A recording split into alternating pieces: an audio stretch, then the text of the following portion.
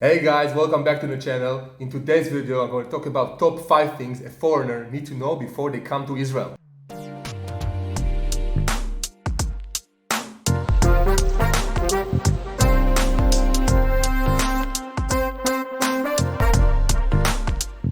So before I start, I'll just show you what I'm having for dinner.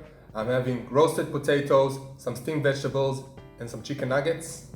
Make it something simple. So the first thing you need to know before you come to Israel is to know about the food and kosher food. So in Israel, the country, majority of the country are Jewish people, and the Jewish people following kosher rules, which are about food. What does kosher food mean? One of the rules, you cannot mix meat and dairy. Now what does that mean? People will follow it, but also the restaurant and shop will. So just imagine McDonald's.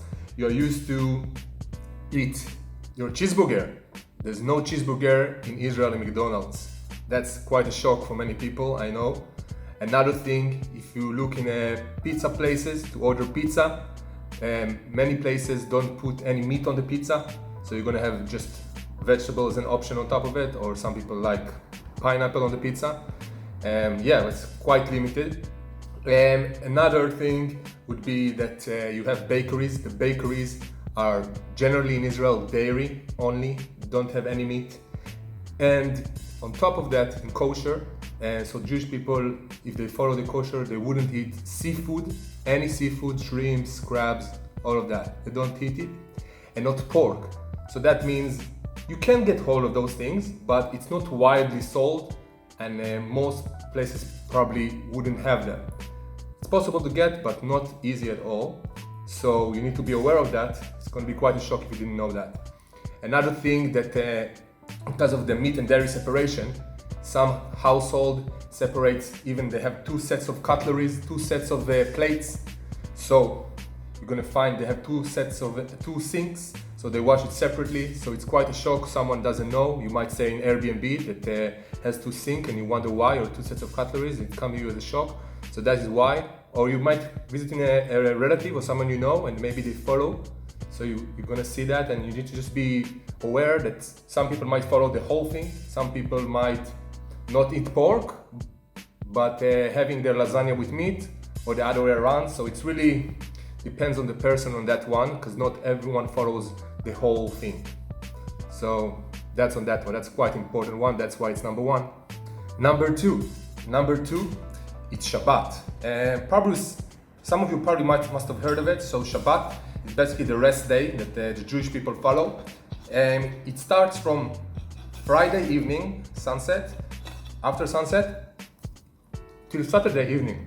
So basically, in this day, people don't work, don't do any job, and as a result, even if you don't follow the Shabbat and do it, you're gonna be affected. You're coming here, you want to travel, you want to visit, you're going to be affected. What does it mean? Shops are closed, offices, restaurants, bars are shut at that time. And another thing, public transportation, there is none.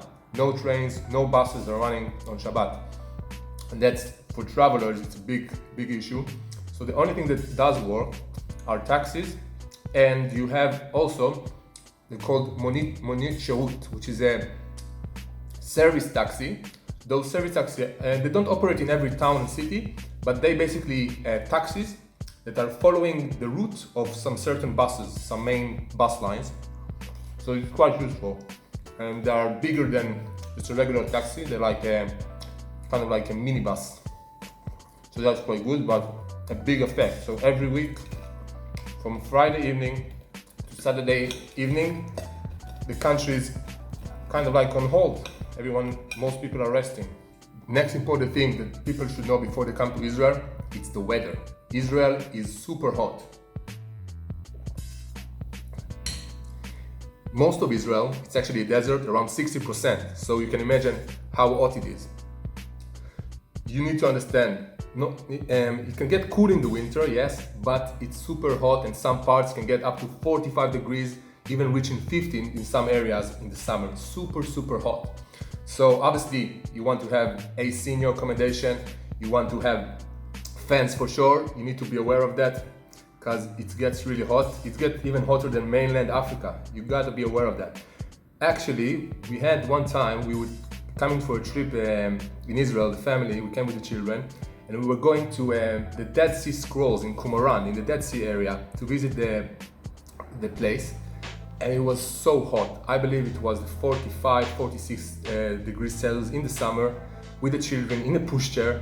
So when we wanted to take a picture outside, we literally got the picture and ran to the shade, splashed water on the children, on us, give them a drink, cool down, and then continued, take another picture, go back to the shade. It was, pardon me, it was absolutely ridiculous. It can get very hot, and that's obviously going to be the peak around the midday, so just be aware of that. And if you need to put sun lotion, all the things, it's a very, very hot country.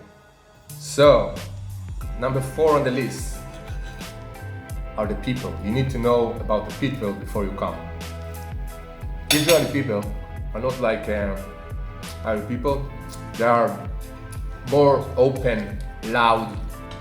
You're gonna hear shouts, they're gonna be more expressive. They're not inhabited, they are just more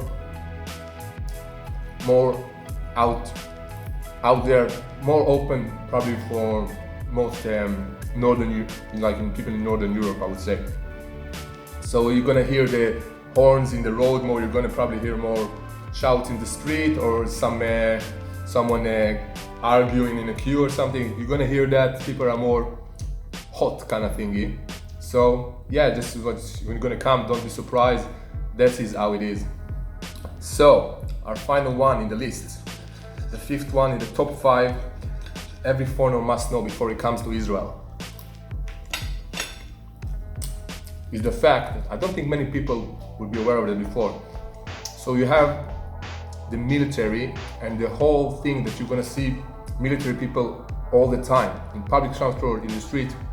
You're gonna see relatively young people with the army uniforms, and with many of them with guns, literally on the street, sitting with you next to you in the bus, on the road, going up and down, probably back to their home or to their bases.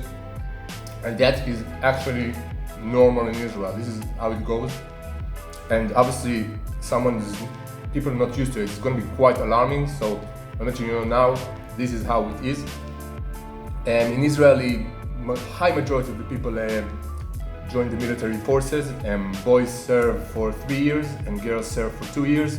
They can be in different roles, different things that they can do in the army. It depends on their suitability and their preferences, but yeah, there's a range of things to do, range of options. And I actually also, even I've been in the army when I was younger. So yeah, majority of people doing, some people, obviously there are some religious reasons, there's some medical reasons, but the majority of people do go to the army. So this is why you're gonna walk around, probably traveling, bus to Jerusalem, taxi there, you're gonna see people with the uniforms, quite a lot of them, and also with weapons just all over the place. So it's not only in specific areas, it's gonna be pretty much everywhere. So guys, if you like the video, please like, share and subscribe. Hit the notification bell below, comment, tell us what you think. If you have any questions, suggestions for videos, we are here listening. We want to see what you have to say. And see you in the next video, guys. Bye bye.